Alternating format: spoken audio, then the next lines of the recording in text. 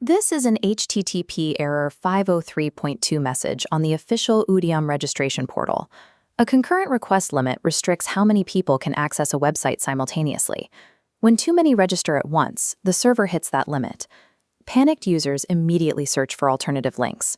Scammers anticipate this bottleneck. They purchase targeted search ads so their visually identical fake portals appear right at the top of the search results. A routine server hiccup instantly becomes a high-stakes vulnerability, funneling frustrated citizens directly into a trap. To spot a clone, look at the address bar. The official government portal must end in .gov.in. Scam sites rely on variations like .in. Next comes the financial trap. Official registration is free. Websites asking for a 2,700 rupee printing charge are fraudulent. These two PAN cards represent the actual prize for cybercriminals. Scammers use the fake registration process to harvest your permanent account number and Aadhaar details. Losing 2,700 rupees is painful, but handing over your core identity documents exposes you to complete long-term identity compromise. If these fake websites are visibly stealing citizen data, why are they allowed to stay online in broad daylight? The answer lies in the economics of the internet. A cybercriminal can register a new domain name and duplicate a government layout in minutes, usually for less than $10. In 2024, the government successfully blocked over 28,000 malicious URLs. But the moment authorities blacklist one site, the scammers instantly launch 3 more using slightly altered domain extensions. Bureaucratic processes and police investigations take weeks to execute, while digital criminals reproduce their infrastructure in seconds. The government also faces a strict legal barrier, the tension between verification and censorship.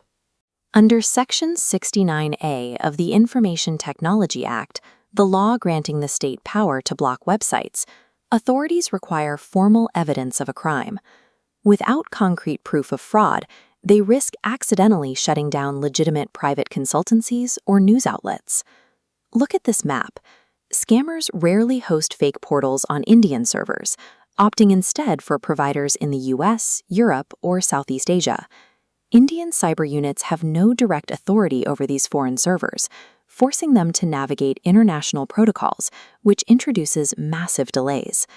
The strict requirement for legal proof, combined with borderless server hosting, makes preemptive government strikes nearly impossible.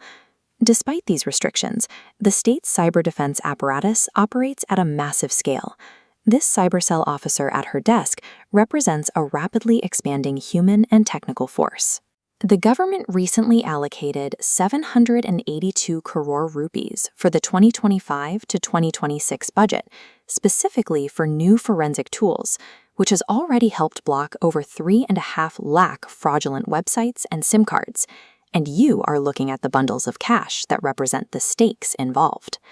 Interventions triggered through the 1930 Cybercrime Helpline have successfully saved over 2,400 crore rupees from being siphoned off by scammers. But this entire massive multi-crore infrastructure relies on one specific critical external input to function: your concrete evidence. When citizens report the fake URL to the official cybercrime portal, call the 1930 Emergency Helpline or tag @Cyberdost on X. That URL is moved to a high-priority list. This triggers an immediate block across all Indian ISPs, or internet service providers, cutting off the scammers' domestic traffic.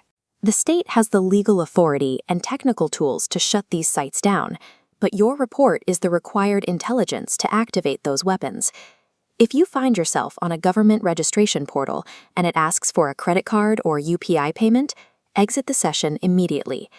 If you have already entered your Aadhaar or PAN details into a suspicious site, you need to treat your identity as compromised. Check your bank accounts daily for unauthorized transactions and pull a fresh copy of your credit report to look for loans you did not open. Securing your own data and submitting a formal report provides the exact legal trigger the authorities need to dismantle the trap for everyone else.